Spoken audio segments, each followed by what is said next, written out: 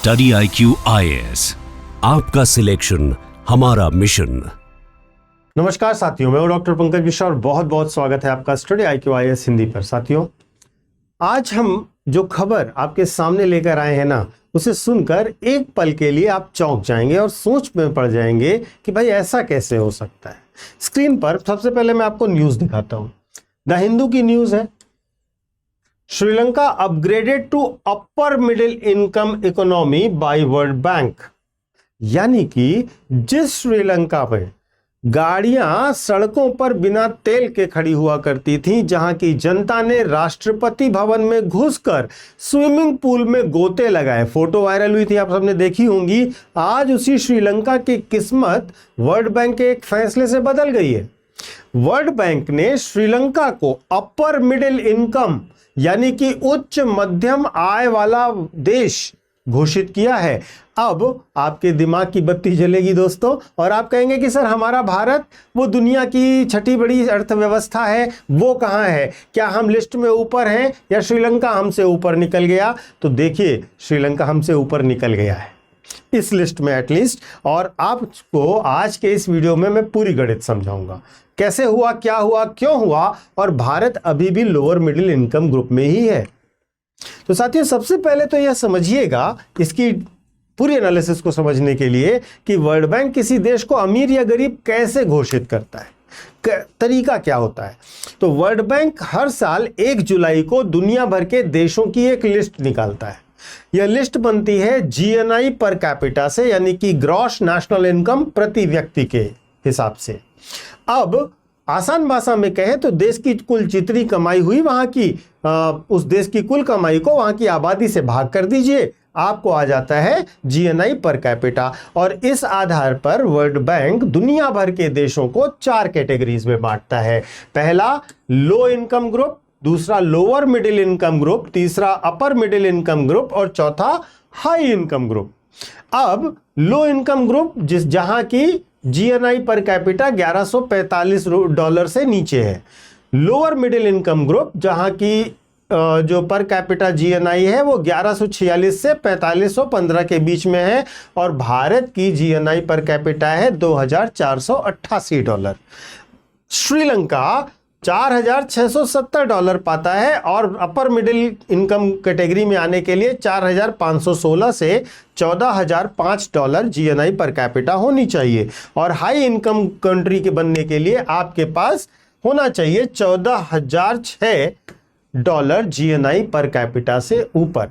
जो ताजा आंकड़े हैं वो देखिएंगे आप, तो अगर किसी देश में प्रति व्यक्ति $4636 से ज्यादा हो गया तो भैया वो बन गया अपर मिडिल इनकम कंट्री। अब श्रीलंका ने ये कर दिखाया है भाई, और साल था 2025 में श्रीलंका की अर्थव्यवस्था ने जबरदस्त बढ़ोतरी करी है। वहां का टूरिज्म फिर से चमक रहा है, विदेशों से आने वाला पैसा यानी रेमिटेंसेस बढ़ गई, और यही वजह से श्रीलंका जो है इस लाइन को क्रॉस करके बन गया है higher income upper middle income country. अब दोस्तों, आपके मन में आ रहा होगा कि सर 3 साल पहले की अगर हम बात करें तो श्रीलंका कटोरा लेकर घूम रहा था, भारत ने खुद $4 बिलियन की उनको मदद दी थी। फिर यह चमत्कार हुआ कैसे?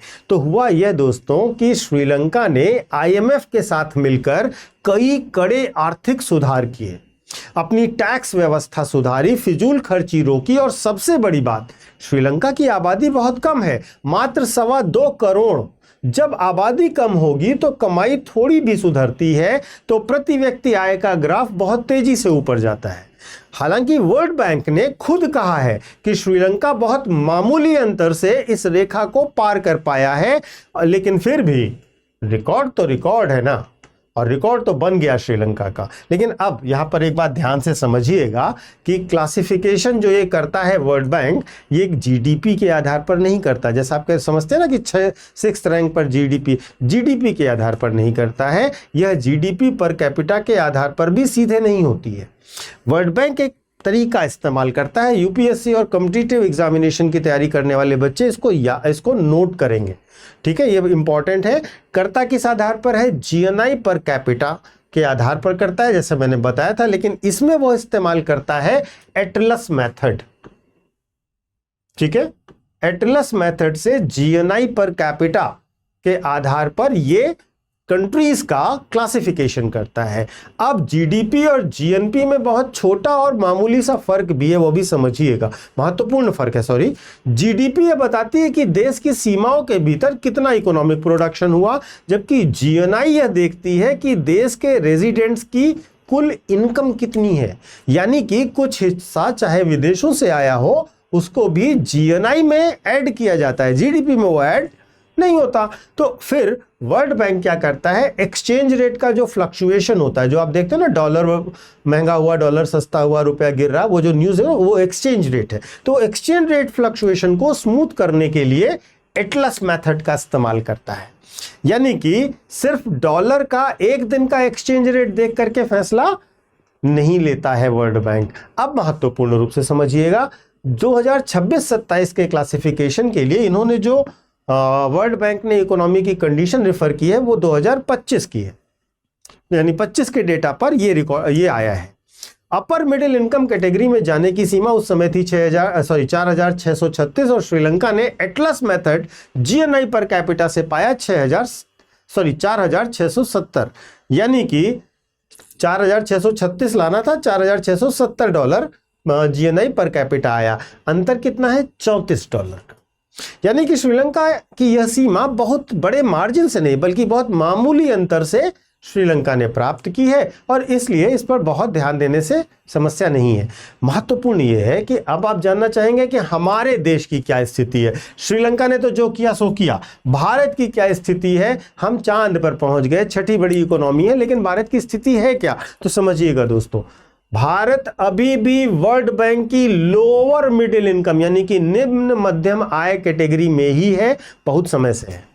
भारत की प्रति व्यक्ति आय इस वक्त लगभग $2700 से $2900 के बीच में झूलती रहती है, जबकि अपर मिडिल में जाने के लिए हमको चाहिए $4636। अब गणित साफ है, भारत को इस कैटेगरी में शामिल होने के लिए अपनी प्रति व्यक्ति आय को 60% बढ़ाना होगा। आप सोचेंगे ऐसा क्यों, क्योंकि हमारी जीडीपी हमें लगता है 5%, 6%, 7%, 8% की रेट से ग्रो कर जाती है, तो हम पीछे क्यों रह जाते हैं। तो इसका बहुत सीधा सा जवाब है बेटा कि जो ग्रोथ रेट है वो मैटर नहीं करती। जीडीपी भले ही हमारी बड़ी है, लेकिन हमारी जीडीपी के साथ साथ जनसंख्या भी तो बहुत बड़ी है। तो जब आप एक विशाल आबादी 140 करोड़ लोगों से जीडीपी को भाग दे देते हैं ना, जब जीडीपी को 140 करोड़ लोगों में बांट देते हैं तो प्रति व्यक्ति आंकड़ा बहुत छोटा हो जाता है। चीन की जीडीपी हमसे बहुत बड़ी है, उसकी आबादी भी हमारे लगभग बराबर थी, लेकिन उसने सालों पहले अपनी प्रति व्यक्ति आय को बढ़ा लिया और आज वह अपर मिडिल कैटेगरी में बैठा हुआ है। भारत अभी नहीं आगे बढ़ा है। लेकिन श्रीलंका की एक बात मैं आपको और बता दूं कि श्रीलंका ऐसा नहीं है कि पहली बार यहां पहुंचा है। श्रीलंका 2009 में भी इस कैटेगरी में पहुंचा था, फिर 2020 में वापस लोअर मिडिल इनकम में पहुंच गया, 22 में इकोनॉमिक क्राइसिस आई और 26 में फिर से अपर मिडिल इनकम में पहुंच गया, जिसका बड़ा फैक्टर है वहां की जनसंख्या कम होना। तो दोस्तों फाइनली अगर हम बात करें टोटल जीडीपी की बात करें भारत और श्रीलंका की, तो भारत बहुत आगे है, श्रीलंका एक छोटी इकोनॉमी है। ग्लोबल इकोनॉमिक पावर की बात करें तो भारत टॉप 6 में, टॉप 7 में आ जाता है। श्रीलंका की कोई बहुत बढ़िया पोजीशन नहीं है। मार्केट साइज की बात करें तो भारत का विशाल है, श्रीलंका का बहुत छोटा है। जियोपॉलिटिकल वेट की बात करें तो भारत बहुत आगे है, श्रीलंका का बहुत सीमित है। वर्ल्ड बैंक की इनकम कैटेगरी की बात करें तो भारत लोअर मिडिल में है और श्रीलंका अपर मिडिल में है। जीएनआई पर कैपिटा की बात हम दोबारा से आपको बताते हैं, डेटा याद रखिएगा। भारत का $2488 जीएनआई पर कैपिटा है, जबकि श्रीलंका का 4670 है। तो दोस्तों इस खबर से हमें परेशान होने की जरूरत नहीं है, बल्कि यह एक वेकअप कॉल है। भारत को यदि विकसित भारत 2047 का जो हमने सपना देखा है वो बनना है, तो इसका रास्ता प्रति व्यक्ति आय को बढ़ाने से होकर ही गुजरेगा। हमें सिर्फ बड़ी अर्थव्यवस्था नहीं बनना है, हमें अपने देश के हर नागरिक की जेब भी मजबूत करनी पड़ेगी।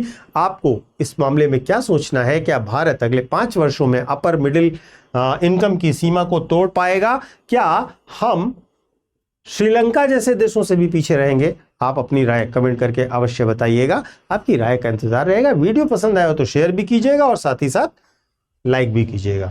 मैं आपको अपने सोशल मीडिया हैंडल्स बता देता हूँ, यूपीएससी मेंटर पंकज सर के नाम से आप मुझे कनेक्ट कर सकते हो इंस्टा और टेलीग्राम पर। यहाँ पर आपको मेरे वीडियोस के लिंक मिल जाएंगे। और इसके साथ साथ जो बच्चे यूपीएससी की तैयारी करना चाहते हैं उनके लिए हमारे पास एक छोटा सा अनाउंसमेंट है। हमारे नए बैचेस 7 जुलाई से शुरू हो रहे हैं और आप यदि आपका लक्ष्य 2027, 2028 या 2029 है तो हमारे नए बैचेस से जुड़ सकते हैं। हमारे नए बैचेस में आपको 18 बुक का सेट मिलेगा, regular classes, mentorship, test series, बहुत ढेर सारी सुविधाएं मिलेंगी। तो देर मत कीजिए, ऐप या वेबसाइट पर जाकर हमारे कोर्सेज की डिटेल्स को देख सकते हैं। वीडियो के कमेंट सेक्शन में लिंक भी है, उससे भी आप देख सकते हैं। हमारे कोर्सेज को देखिए, परचेज कीजिए। परचेज करने से पहले आप पीके लाइव कोड का इस्तेमाल कीजिएगा। इस कोड को लगाते ही आपको मैक्सिमम डिस्काउंट भी मिलेगा। Thank you so much. जय Hind. Study IQ IAS, making India smarter and better.